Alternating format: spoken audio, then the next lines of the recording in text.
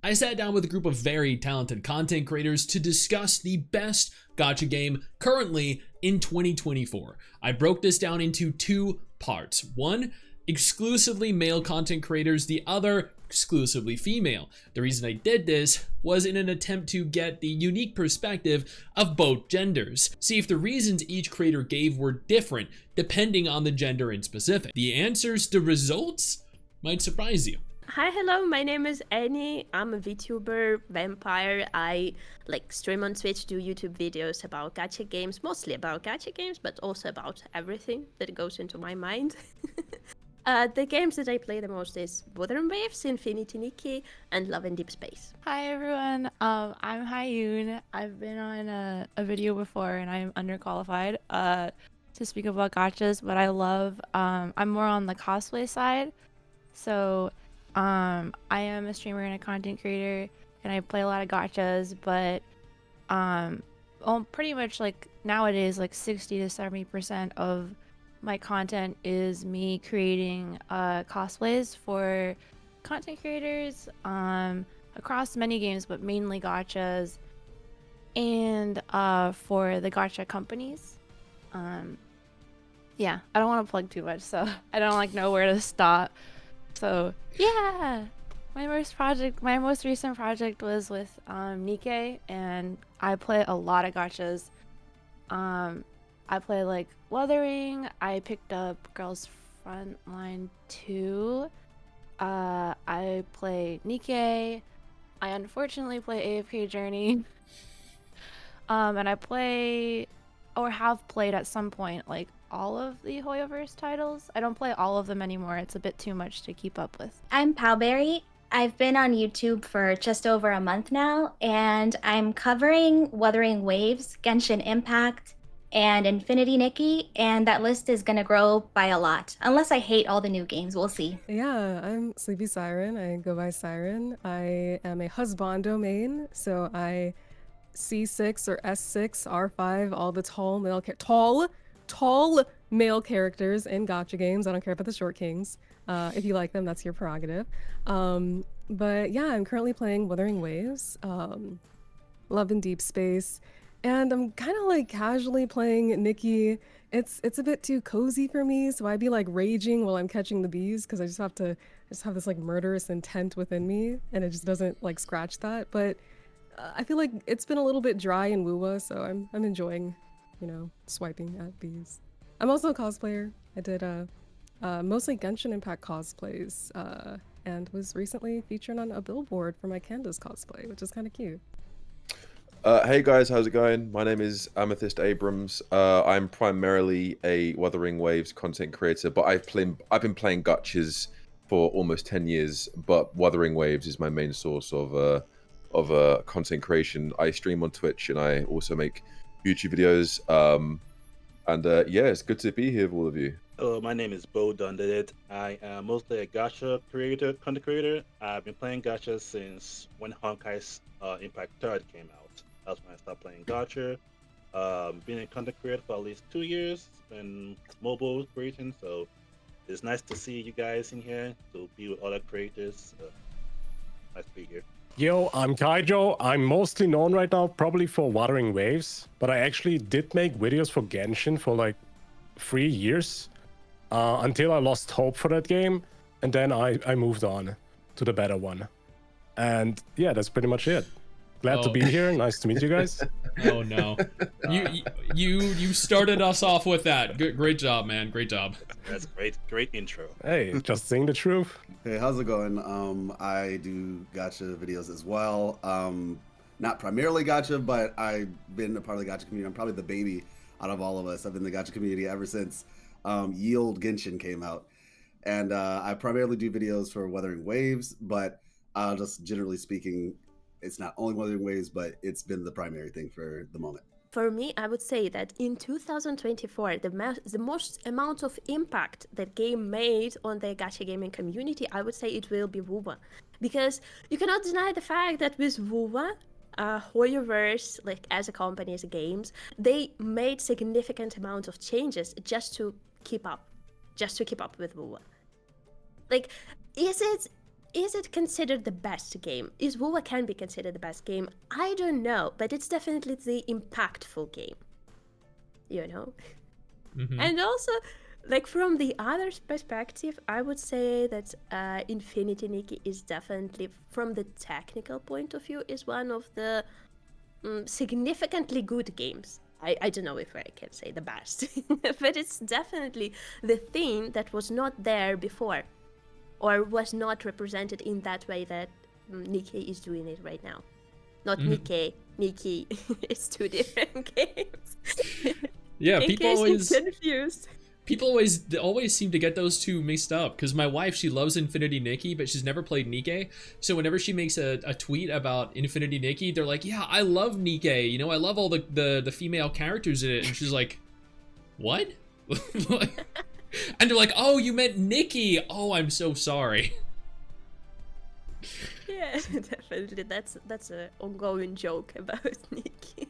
But yeah, I would put either one of the games on the best game of 2024. All right, Pick nice. your fighter, WoWa or Nikki. Hey, it's okay to have two. You don't necessarily have to choose one. That works. See, I'm biased. Obviously, I'm very much biased. I've played loads of gacha games this year. I played HSR this year. I tried to get back into Genshin this year. Dragon Ball, both the Dragon Ball games, Legends and Dokkan Battle, and many others as well. PGR as well. I would have to say, out of the ones that I've been playing through the year, I would still have to say Wuthering Waves. I know obviously some people could be like, of course, standard. But Kuro Games for me have delivered a game which, in the gacha scene, which is something I've been asking for a long time. An open world anime gacha, which is a lot darker, a lot better flushed out combat, a good story. I know people obviously are 50-50 on certain parts of the story, but for the most part, I really enjoyed the story. It's obviously not without its flaws, but I think the best gacha of this year has been Wuthering Waves, in my personal opinion. All right. How do you feel? How does everyone here feel about the lighter theme of 2.0? Oh, I like it. Now, who wants to go first? Go something like. Cool. Okay. So I love this question. One of the things, for those who do check out my channel, I do story related content primarily, and I've done videos for Star Rail as well. But Wuthering Waves, very, very near and dear one, and I feel like a lot of people have a lot of misconceptions about the story. Just generally speaking, I feel like they have a lot of thoughts, but those thoughts haven't been challenged much. 2.0 being lighter, I mean, first of all we've seen is just a reveal trailer. We don't really know the story. This could very easily turn dark, is the point. We kind of got a glimpse of that when if you all saw the reveal trailer, the live stream was amazing, by the way. And we saw Prolova basically walk past one of the echoes, and then the echo kind of started going crazy, right? It's kind of like that thought process of like, oh, the AI, the machines are gonna, turn their backs on us type thing. And so while, yeah, things look bright on the surface, I think if anybody here has watched anime, you know the typical trope of, oh, it looks very bright and then ends up turning around. I guess my thought process is, yeah, it might look that way, but we don't know until we get there. And as a counterpoint to that, just one other thing I'd say, a lot of people have issues because it's supposed to be a post-apocalyptic world, right? But post-apocalypse doesn't technically mean dark. It just means after something bad happened. So there's a couple different ways you want to look at that. But like I said, I do think that the story will get darker. I think they presented it a certain way, but I do believe that in time it will get darker. So that's kind of what I'll say on that front. I agree. No, I agree with what Life's saying. I think what they're showing us about the whole, the Montelli family have invited you to Raguna, and it looks beautiful, it looks peaceful, but also in the live stream we saw the fact that the Montelli family is being challenged by this council who we don't really know who it is. There's obviously conflicts and stuff going on behind closed doors. And even I'm not sure if you guys have seen the IGN stuff that obviously they dropped yesterday. Yeah. But there's obviously other things going on as well. They showed off bits of the world quest, which looks like everything, chaos is blooming We saw some really cool bone stone looking dragon. There's obviously some sort of corruption with the tacit discords due to Frolova making a return, which I was hoping she would anyway. I haven't seen her since 1.1. And yeah, I think the story's on face value is like, oh, look at this amazing, bright, festive place we're going to. And I think as the story unfolds, we're going to see the corruption between the Montelli family and the council. We're going to see the tacit discords run rampant. They also mentioned that the Sentinel has been absent, so that might have something to do with what's going on there. So there's lots to unpack, and until we actually play the story, we can't really give a final of oh, it looks too light and bright and colorful, because yeah, it looks like that, but I think that's what they want us to see, not what's going on behind closed doors. That has probably been the most contentious opinion amongst the community right now, because they are incredibly divided. There are people like, oh man, like it looks so lighthearted, we're supposed to delve into the darker side of things, and then there are people like, oh no, I love the new vibrant area of Renacida. And Kydro, what do you think though? What are your thoughts? So I do think, well, I'm a fan of big variety, and I do think that, for example, the zones that we had before were all pretty dark. So the Black Shores, they're literally called Black Shores, right? They're pretty dark. Then the 1.0 continent, I mean, we got some post-apocalyptic experiences there. Looks pretty, yeah, well, looks a bit like Last of Us, something like that. So I'm actually quite happy that we get something different. So I love the new style, it looks happy, but I do also don't like that people say this is a bad thing, getting a bit of a brighter thing. I don't think that's bad. I enjoy variety in games, and also we have seen there is not only bright stuff there. There is even zones that have dark vibes, and we've even seen, as Amethyst has mentioned, in the IGN gameplay, we've definitely seen that there's darker zones with really freaking dark, how do you say it? It's like chaotic. Post-apocalyptic, yeah. Chaotic vibes. Pretty crazy stuff happening. So it's kind of a prejudice. People just calling it off already. Mm-hmm. And I also don't think that's too many people saying that they don't like this. Yeah, there are definitely too many, a vocal minority. Yeah. I do think so, yeah. I agree. What about you, Bodon? I think it's gonna be a good update. I don't see why everyone would hate the part that is, oh, it doesn't look too dark, because like, you know, like Amit and Light said, it could change. We don't even know what's gonna happen. Like when I'm not too familiar with the other chicks, I'm still like back in like two updates behind. But when that character walked by the Echo and he went like, you know, a little bit haywire, it shows like this. It could be something more that can happen. So the fact that people are kind of hating for little detailed things like that, I don't know why, but I think it's gonna be good. It's gonna be different. Like I like the new gliding system they have in 2.0. It makes exploring a lot better, because the reason I say that, because if you're trying to explore areas, you know, it could take a while to explore areas. I like that they have the flying thing in there. They're making ways for you to like not walk on every place to like just, you know, hover down to places, but to like actually like traverse the place to get exploration done a lot quicker. I like that, and actually, I guess I feel it's gonna be very good. Now that it's gonna be in PS, it's gonna be in PlayStation 5. More people get to play it and see, like, you know, try out the game. So, but yeah, I think it's gonna be a good game. It's gonna be a good update. It's gonna be something different. Do light here and dark, some dark in it. You know, behind the scenes darkness. Yeah, it's like kind of like choosing like among my children. Like there's a lot. I think if I really had to narrow it down, I would say, like, I do agree that Wuthering Waves like had the most buzz. Granted, I haven't had the chance to catch up quite yet, so my knowledge about Wuthering and the most recent stuff, like I'm still just meeting the Shorekeeper, so I'm a bit behind.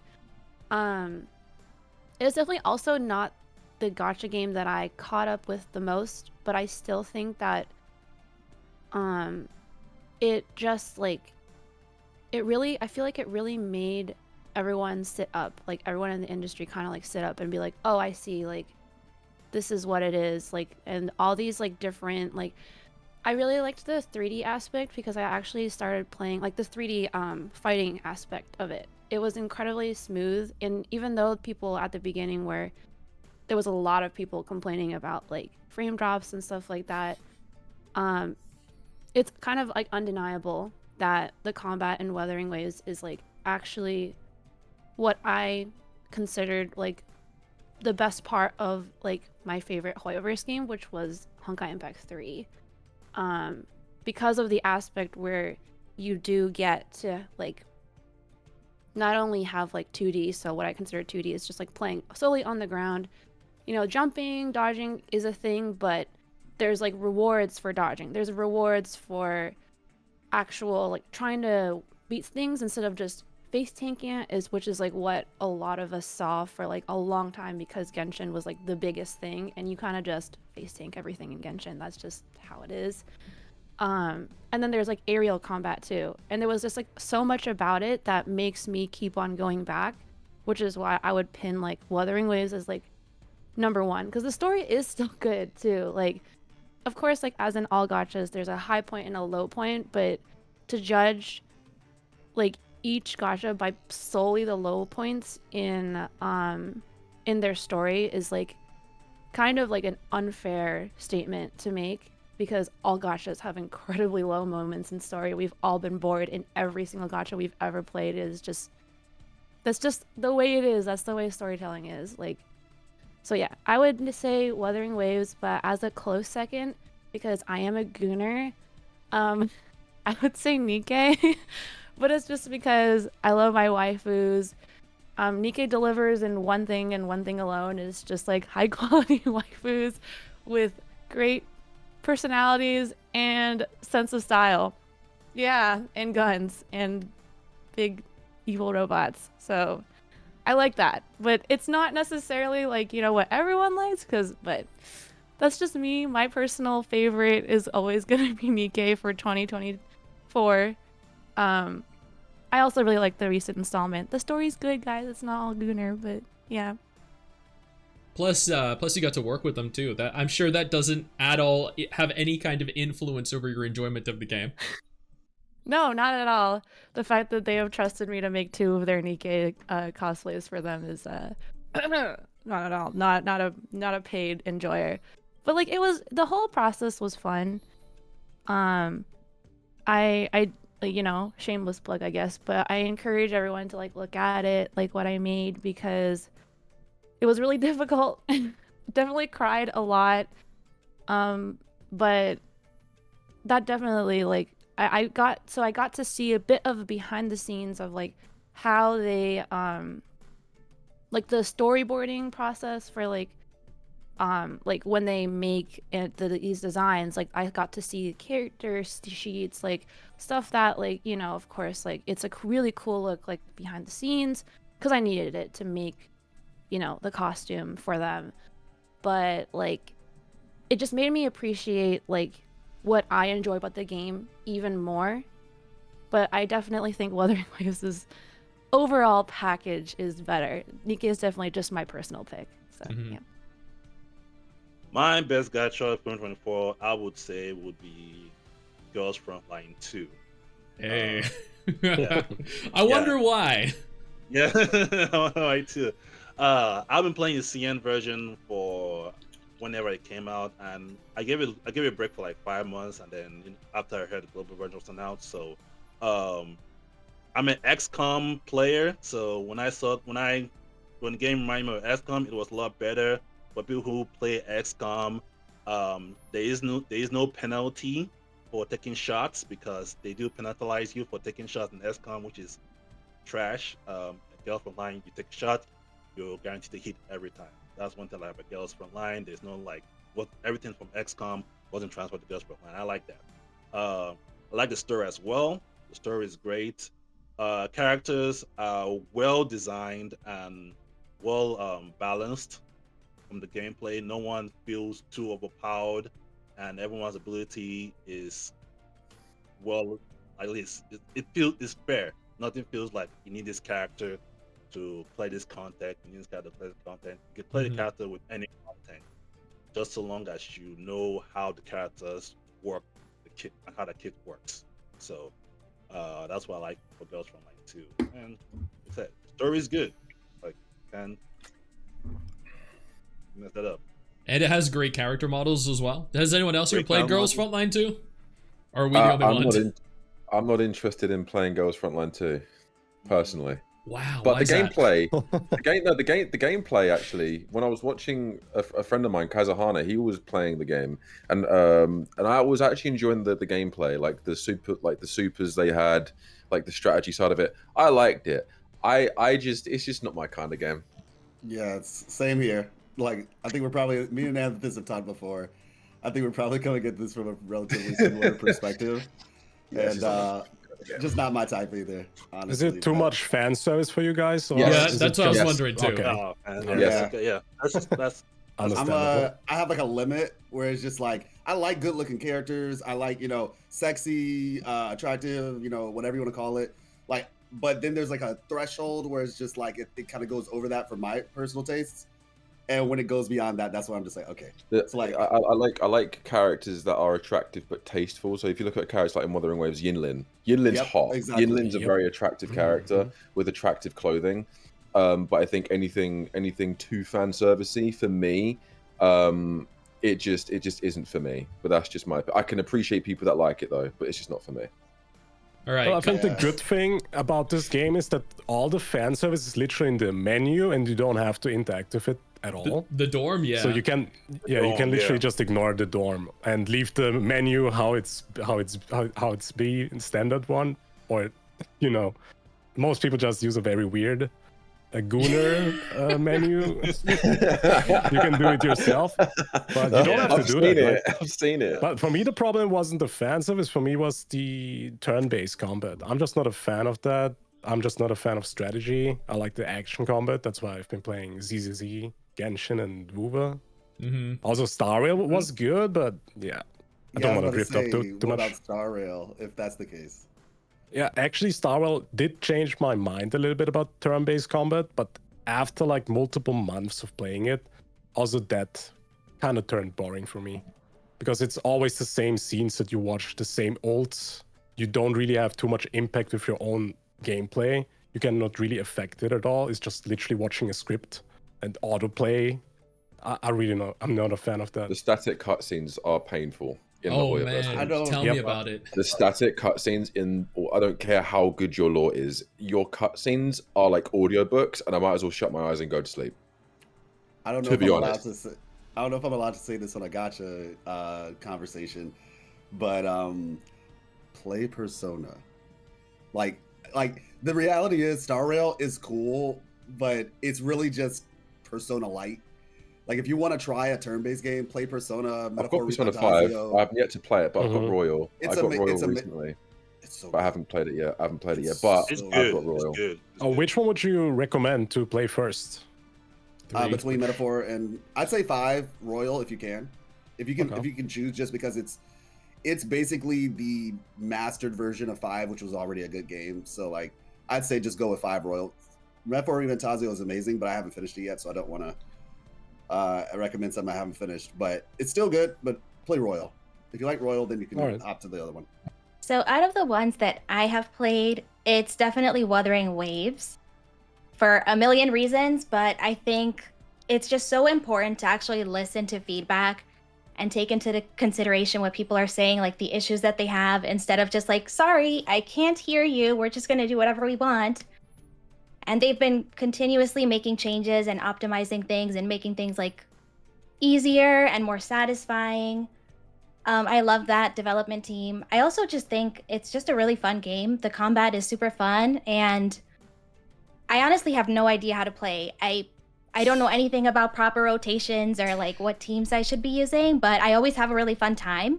So I think it's good that, I think expert players can play it and feel challenged, and then dummies like me can also play and have a good time.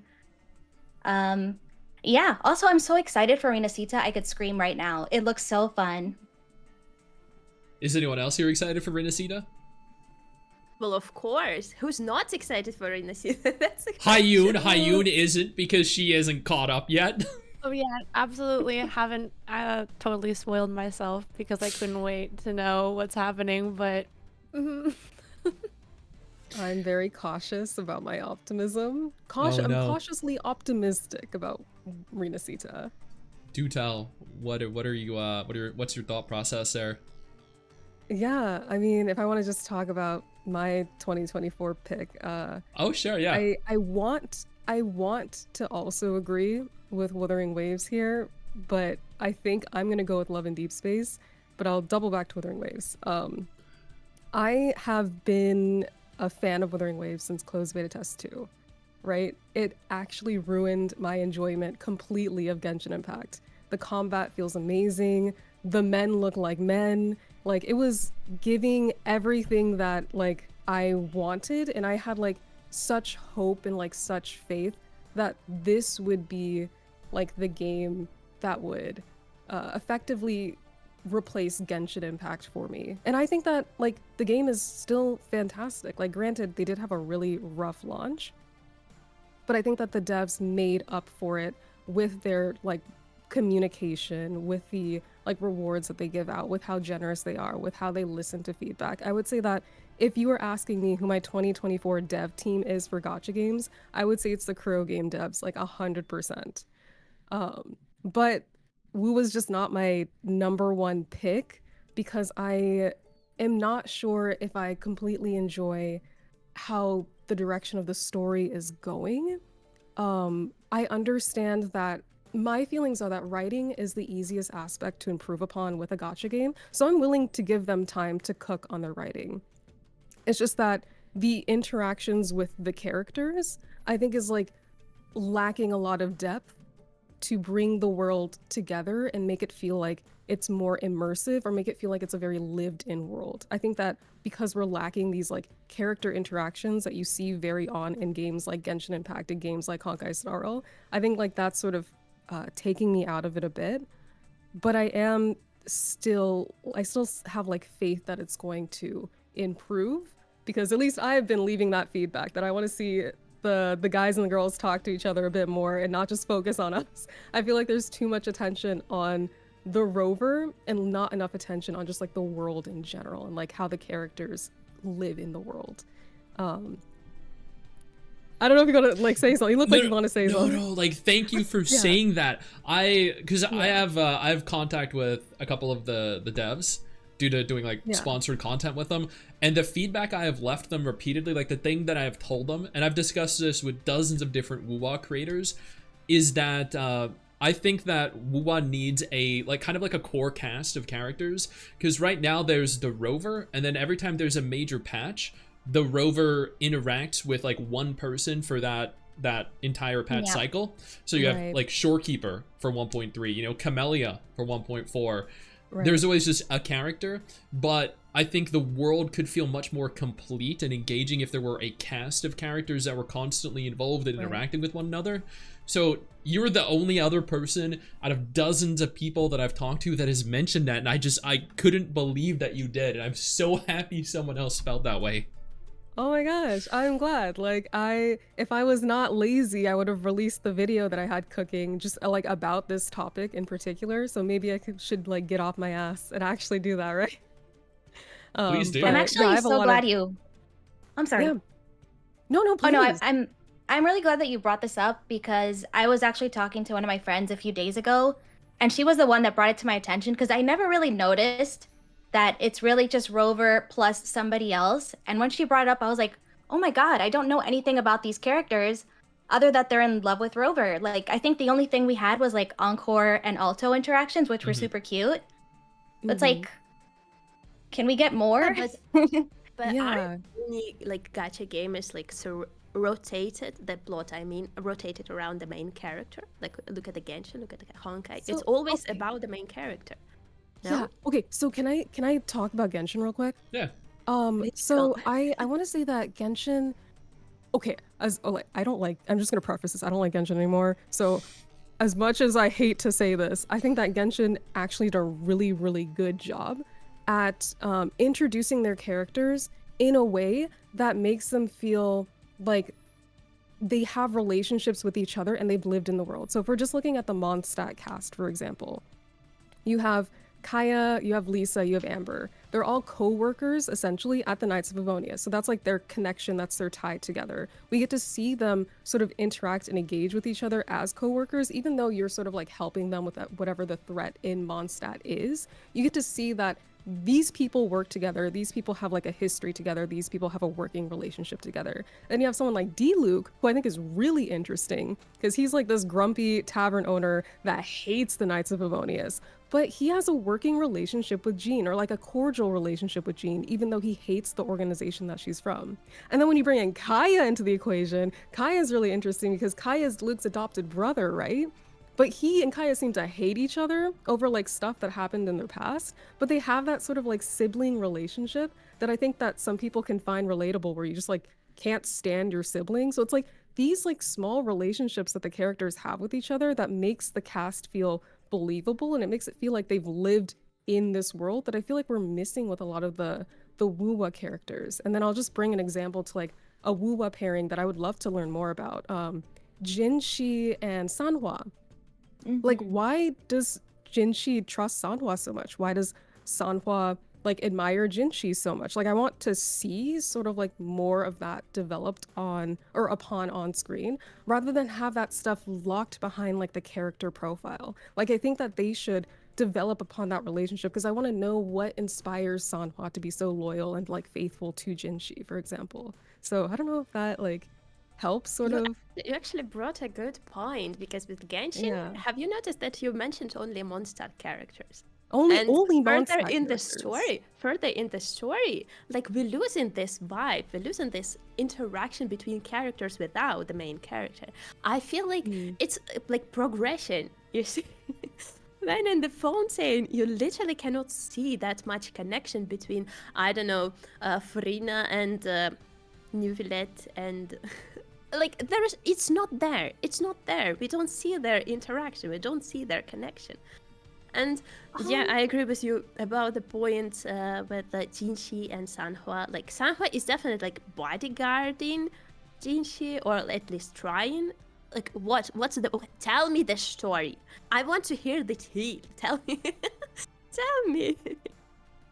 Yeah, that's actually a good point. Yeah, because there was only one, I think, over the entire 1.0 story, there was one very small interaction between the two of them, and that was after the Scar fight, right? Oh, true. So yeah, there's every character feels disconnected from one another, even though they're not supposed to be. Yeah. Yep. Yeah, And like I don't know, I would if- imagine if, that. like, Yeah, go for it. sorry, if like adding No, go for it. stories without Rover, for example, like we're watching a movie, yeah, we have two timelines. In the first timeline, there's Rover doing something in Rinasita. We can see the alternative timeline where something is going in Jinjo. There's definitely something should be going in Jinjo. Why can't we see what's there? Why can't we like observe? I don't know, something. Would it be good? I know that it's not common for the gacha games where main character is like literally self-insert character in majority of them, but that would be cool. That So would be a cool what I'm thought. thinking is, oh, sorry, my camera froze for a second. What I'm thinking is, even though we're going to Rinasita, I don't believe that that's any reason to just completely forget about Jinjo. Like, we could absolutely still have like events that are like character focused or character oriented that still happen in Jinjo while we're still exploring and engaging with the new content in Rinasita. Like how Genshin has the Windbloom Festival, right? Even though like after you're done with Mondstadt, you move on to Liyue, right? We don't have to just focus on only having stuff that happens in Liyue. We can always come back to Jinjo and sort of like flesh that out, which is what I'm hoping that the devs do. I'm hoping that Rinasita isn't just, you know, like F Jinjo, we're done with that cast of characters, here's the brand new like shiny cast of characters. I do hope that we come back to this region and we do flesh out these characters a bit more. We get to see more of their interactions, you know. Well, So I think that there's still potential to have like, you know, Like not only character-centric interaction. events. I would love to see like more updates in Jinjo. For example, like music. Mhm. You cannot deny the fact that in the Black Shores music is peak. But in a Jinjo, it's kind of lacking. I want to see like updates, like they made with voiceovers. They changed the voiceovers to the better ones. That's super cool. That's like appreciation to the devs again. I think we glazed Woowa too much in this, and this sucks. But yeah, I want to see updates in the old region too. Like it's developing. There's something going on. There should be updates. Yeah, I hope there's a reason that that forces us back to the 1.0 areas. I do. I think if you know, if there's anything we've learned with Kydro, it is that they do take player feedback, at least if it's the overwhelming majority of people leaving the feedback into consideration. So I guess if there is too large of a focus on Renacita that it gets to a point where it's neglecting the 1.0 cast or world and people find fault with it, then they might alter that in future versions. But they seem to, at the very least with 2.0, have an idea, you know, a goal in mind for it, because from what I've learned, all of the 1.x series of patches were supposed to be like the main core of the game rather than actual updates, and Renacita was supposed to be 1.1. So they definitely had like all of this planned for a very long time, but evidently they're also, with the rewrites they did from between the beta test and official launch, they're willing to make drastic changes to the entire direction of the game if, you know, it's warranted due to the reception that it receives. So I hope if players are not happy with it, they do make changes that actively reflect what we want. Also, talking about the closed beta test story, where is my Kalcharu story quest? Where is it? I want to see. Where? Not just that. The only one. I don't think they should have standard released banner Kalcharu character who has nothing. Really? Why? Yeah. I don't think Why? they should have dropped him as a character because he's not featured currently in the story in any capacity. Because he was, I guess, taken out, I think that they should have withheld him and released him for when he's supposed to come out. Because, like, he already essentially got, like, power crept by Shang Liao. So I would have liked to have seen a not, quote-unquote, power crept Kalkaro, if that makes sense. Like, I think that we would have been fine without him. Not to say, but we need a little elaboration on Yuanwu, on Danjin, right? Because there was that whole scene in the climax of 1.56 where everyone just unites as like the Power Rangers, right? Yeah. And then Yuanwu just kind of appears and he's like, hey, and everyone's just like, hey, Yuanwu, and you know, you're just left like who is this guy? What? Yeah. So, oh my gosh. Can I also mention this? Okay. I know that a lot of people do not like how Yap-centric some of the events in Genshin Impact are, right? But hear me out. Wuthering Waves has a skip button, right? So if you don't like yapping, you can skip. What I think they should do is, for a lot of these events that they drop in Wuwa, notice how like a lot of them are just like, go to this place, do this task, okay, here's your rewards. We don't have any events that are like, have like a story that connects to it or like has any sort of like playable character focus. Like a really simple idea that I came up with for like one of the combat events, for example. It'd be really cool if we had like a combat event that took place in Yuanwu's boxing gym. Like, I don't know if y'all even know he has a boxing gym, but apparently he does. And we like combat, right? So like, why don't you make an event where like we get some of the characters together and we like fight each other in this man's gym? You can also give him like a little bit of a tiny story or whatever, but I honestly think we're missing a lot of like story like points or like plots that we could like sneak into events with some of these 4-star characters, because none of the 4-star characters have like a Genshin equivalent of like a hangout, which also I don't like hangouts because they have too many endings. They're way like too demanding. I would just like a nice little like short story quest with these 4-stars, because I think that they're also like still very interesting, compelling characters. All right, hey, Siren, you and I are gonna have to get together like next week or the week after and do a what Wuhan needs to do to improve video.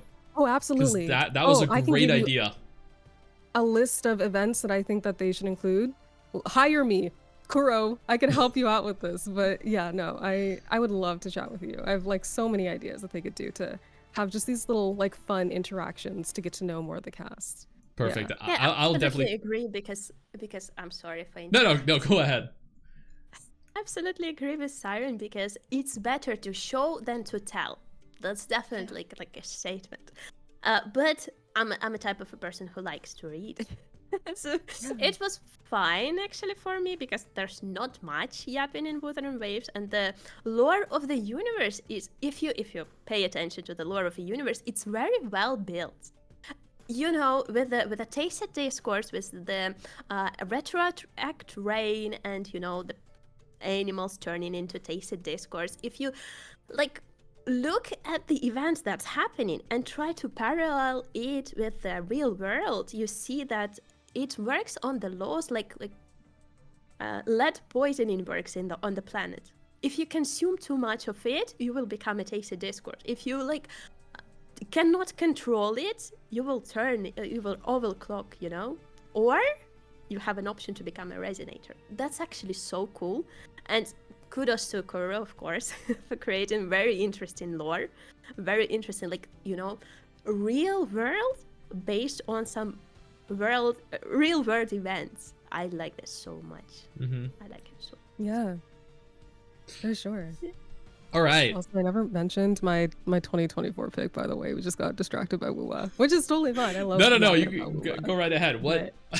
What is it? Yeah, my 2024 pick. I probably, as much as I would love to give it to Wuwa, I think I have to give it to Love and Deep Space for what it did within the gacha space. I think that Love and Deep Space, like, sort of brought the attention to the fact that female gacha players exist, and like catering to sort of the feminine gaze can still produce like very great results, right?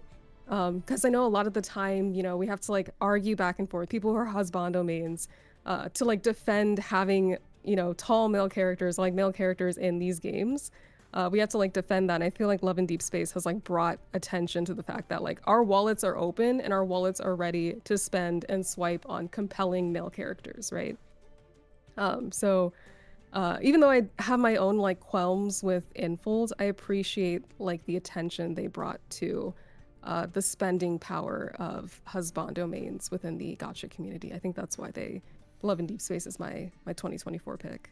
Well, there can only be one, and it has to be the actual best gacha, which is Wuthering Waves. Clear winner. Okay. These developers literally took everything from past gacha games, multiple ones, and they just did it better. They literally turned me into a fanboy. I never really heard of them. I did also start PGR because of them, and literally how they developed the game just impresses me. That they can listen to the player base, that they can actually deliver and just keep improving the game. It literally is what I wished Genshin would be, and that is pretty much my game of the year, my gacha game of the year. Yeah, the gameplay is also, I think, very addicting. It's one of the best combat experiences I have in gaming in general. It's Really? not like, yeah, I do think so. Gaming I did in play general. Elden Ring. I make a lot of comparisons. People probably don't like that, but yeah, it's like a mix of a little bit of everything, right? Interesting, Elden Ring, interesting. DMC, Bayonetta. I can And see why do- you say that. Actually, I can see that. I do love the unique forte mechanics every character has. It's literally like you play a different MMO class. Every character feels so freaking unique. And especially the way how they balance the game, that every character is really good in their own way, is just such a good thing. They're literally, I guess, the role models for gacha games. And I really hope that upcoming gacha games get inspired from these devs.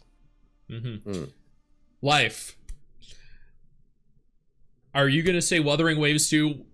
Come on. Are you gonna give us a juicy take or what? What's your best gacha 2024? Pretty Derby Usume. Wow. Well, okay. Wait, the Japanese, alright. the Japanese Uma Musume? Is that what we're talking about here? The horse racing?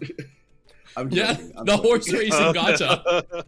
Honestly, I That's saw that. interesting. I saw gameplay for that thing, and I was just like, what Amethyst was talking about, where you're just like looking at still images, like it's still images, and then there's just like watching the anime. I guess, you know, nostalgia hits really hard for some people. I was just surprised that that thing was at the top. But anyway, yeah, unfortunately, I guess I think the thing I wanted to say is obviously it's going to be Wuthering Waves. Okay. But Based. the thing about it is, I don't think, like, you can say, yeah, people are biased, but maybe the game is just that good. It is. You know? It is. Like, maybe it's actually just that good of a game. I mean, I think one of the things that Kydro said, and I agree with, it's a new game, right? We would expect a new game to look at its predecessors and say, okay, how can I improve that? Like, getting mad at Wuthering Waves for doing the logical thing and saying, okay, combat, let's try to make the best combat. Okay, graphics, let's try to make the best graphics. Okay, presentation, what is our competition doing? How can we improve on that? Let's make sure that we don't stay on the same still image for like 10 minutes. Let's change directions. Let's make sure our characters have facial animations. Like, they really looked at all of these different aspects and said, let's just improve it. So yeah, definitely, I'd say it's my favorite game of the year. Just for clarity, I still play Genshin. I still play Honkai Star Rail.